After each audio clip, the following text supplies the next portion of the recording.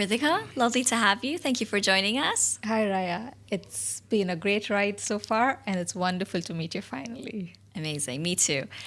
Can you share a little bit about yourself? Please introduce yourself to us. I am Dr. Krithika, an ophthalmologist by profession. Right now, I'm taking a little backseat from that to focus solely on my daughter's learning journey.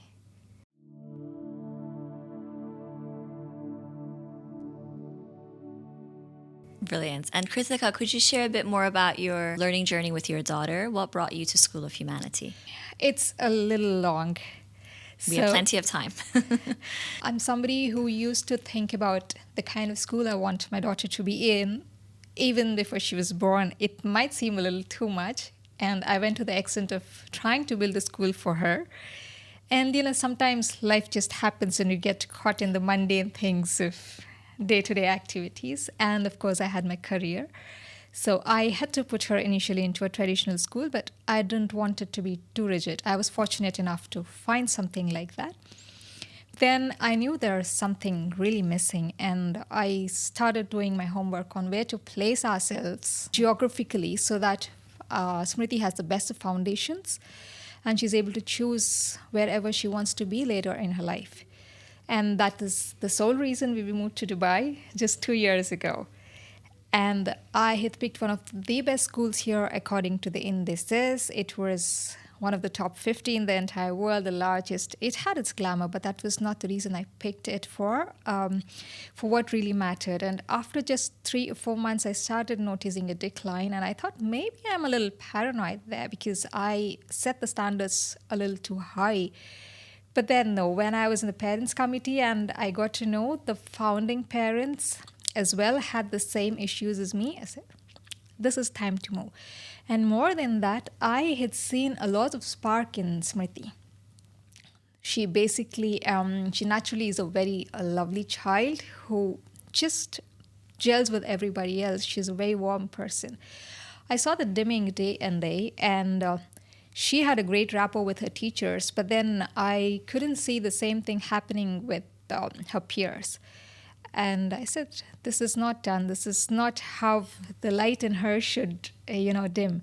And all my homework brought me to School of Humanity.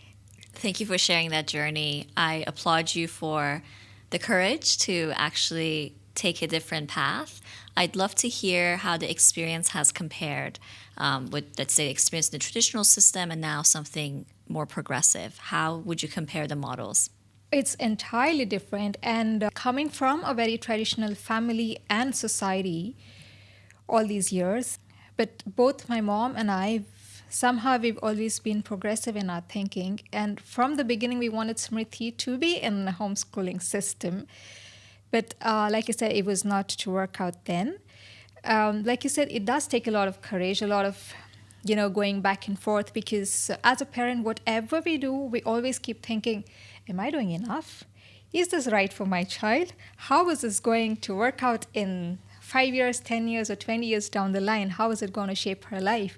So we always keep second guessing that. It did take a lot of courage for me to come out, but then I am also confident that I don't want my child to be, bounded by the blockages, that the imaginary boundaries that are put in a traditional school. It's just a wheel that I feel it's a factory manufacturing, people for just to go and work somewhere else and not just live their lives. There's so much more to life than read, go work for somebody else, do a 9 to 5, which is not enough, and then do something else. Now, that's not what life is. There's so much more this earth and universe has to offer us. And the essence of childhood, I just wanted her to enjoy that. That's the bottom line.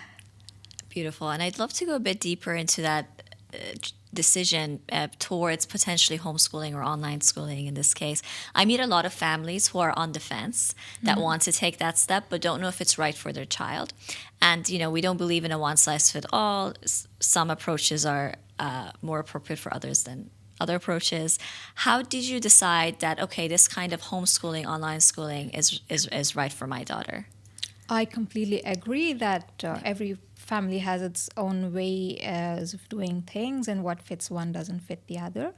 It was a decision which I was not completely sure about at the beginning.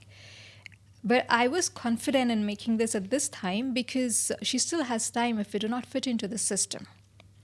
This is a time where I can genuinely explore and experiment. It's not that critical, but still it forms a very good foundation of where she will be. So I just cannot put her in any school that I want, even though I'm experimenting. So I did a lot of work to come here in terms of research. Absolutely. I mean, when people hear experimenting and children in the same sentence, they get afraid. But there's a way to do it that's grounded in evidence, that's grounded in research, right, and observation, and to make sure it's super robust. So, coming back to School of Humanity, I'd love to hear from a parent's experience what have been some of the favorite parts of the model and curriculum for you? Everything, right from scheduling to the curriculum itself. We get to play every day in the mornings. I mean, how many of the parents can say that? We play just in front of our house in the community, and the other seniors walking around, they'll be like, doesn't your daughter go to school? She does. And it starts at 10:30 and gets over by 2:30. That's it, 4 hours, and we have time for everything else. And I'm human after all, so I do notice a little bit of jealousy on their face. I wish our child could do that as well. I said, well, you can. The option's open for everyone. You just have to be a little courageous to take that decision. That's it. And I like the way you've designed your human literacies program. Just these 4 hours of studying and the breaks in between. If you schedule your days properly, it's more than enough to learn. And like you said, there's so much more to life than just academics. There's so much more to life. And Smrithi has always been a very disciplined child.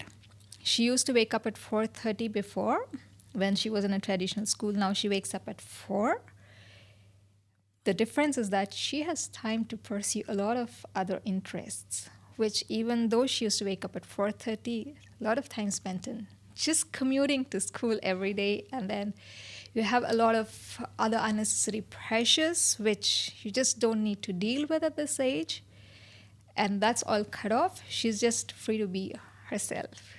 And it's a joy to see her blooming again. Thank you for sharing. I really empathize with that.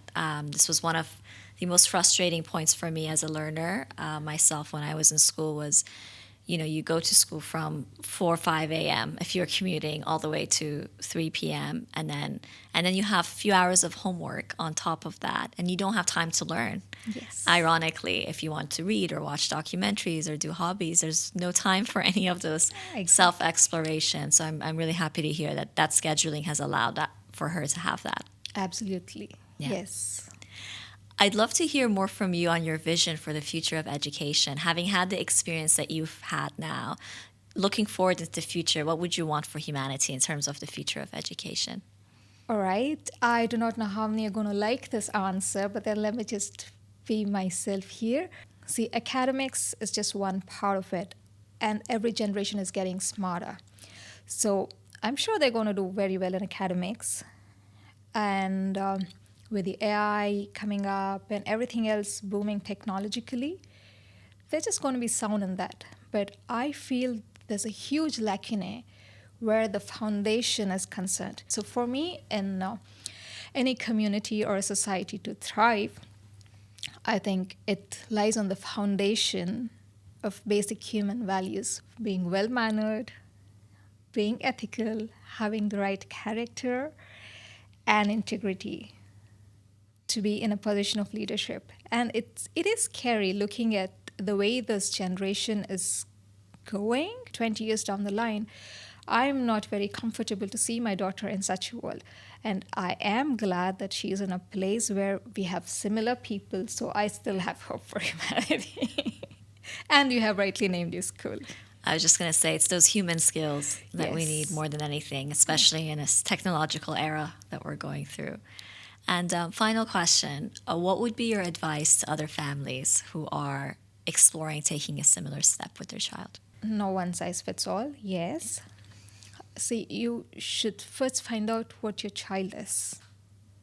You should really think about where do you want to see your child. That doesn't mean, dictate your child to be a doctor or an engineer or whatever it is today. That's not what I mean. It's like you understand what the child is, see where the interest goes. And it's really early for each and every one of us. So provide them with the best foundation, a place where they will be able to choose what they want. Provide them with the right values. When the time comes for them to decide, that you can be confident they've made the right decision. And if you think a school where you are given a heads up of what's happening and day to day what is happening, which doesn't happen in traditional school. So you can monitor your child's progress more closely. You get to communicate with their facilitators as and when you feel like. You can bring them back to track very easily. So yes, the decision depends on the parents, but then I think it's a very important thing for them all to step back, take a pause, and then really look at what they want, where they want to see their child in the future. That's excellent advice. Thank you so much. Thank you, Dr. Krithika. It's been amazing. Really enjoyed listening to your journey and really appreciate your time as well, sharing it with others. Thank you. Thank you so much. It's been an absolute pleasure, and it's been a wonderful ride so far. And yeah, I'm sure Smrithi has a long way to grow yet, and this is a wonderful place to be.